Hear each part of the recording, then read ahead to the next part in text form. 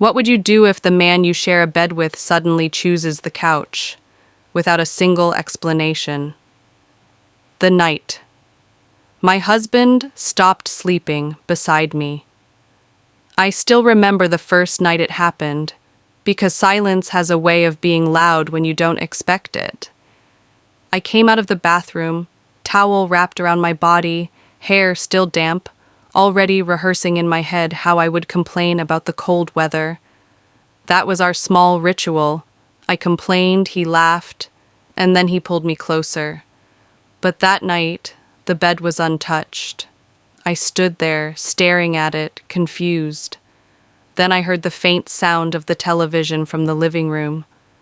When I walked out, I saw him lying on the couch, one arm under his head, eyes fixed on the screen. "Are you not coming to bed?" I asked, trying to sound casual. He didn't even turn to look at me. "I'll sleep here tonight," he said. "My back hurts." I nodded. Back pain sounded reasonable. I went back to the room, got under the covers, and told myself not to overthink it. Couples go through phases. Life happens. But one night turned into two. Two turned into a week. Every night I would prepare for bed alone, fold his side of the blanket neatly, listen to the TV murmur from the living room, pretend it didn't bother me as much as it did. I didn't ask questions at first because I didn't want to seem insecure. I told myself I was being mature, understanding, a good wife. But deep down, my heart was starting to ache. When you sleep beside someone, you don't realize how much comfort lives in small things. The warmth of their body, the way they breathe, the accidental touch of feet in the middle of the night. Losing that felt like losing him in pieces. One evening I tried again. "Is your back still hurting?" I asked gently as we ate dinner. He shrugged. "Yeah, the couch helps." That answer sat heavy in my chest. The couch helped, but I didn't. I started blaming myself. Was I snoring too much? Did I say something wrong weeks ago and forget? Was I no longer comforting to sleep beside? At night, I would lie awake, staring at the ceiling, replaying every conversation, every argument, every silence. The bed felt bigger, colder. I hugged my pillow like it was a replacement for his presence, and sometimes I cried quietly so he wouldn't hear me from the living room.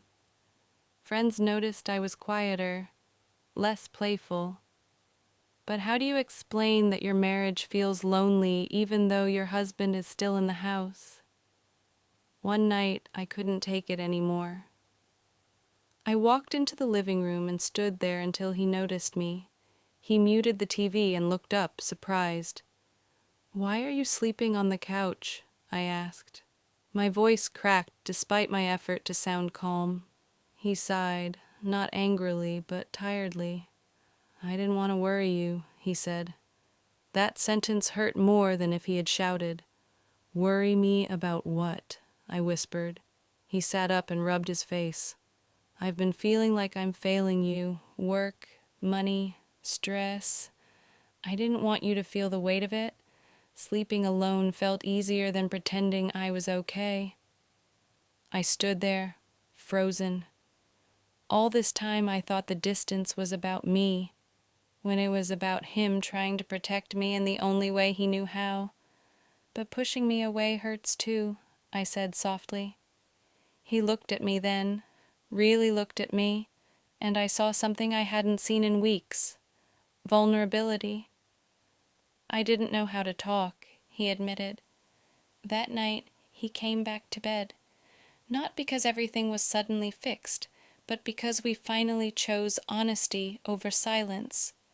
We lay there talking until sleep found us, hands intertwined like we were relearning each other.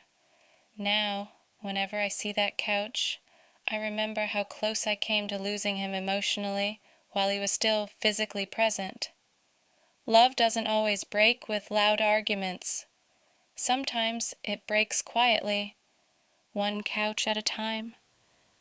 And I've learned this. If the bed feels empty, don't ignore it. Ask, speak, listen, because silence can hurt more than the truth ever will.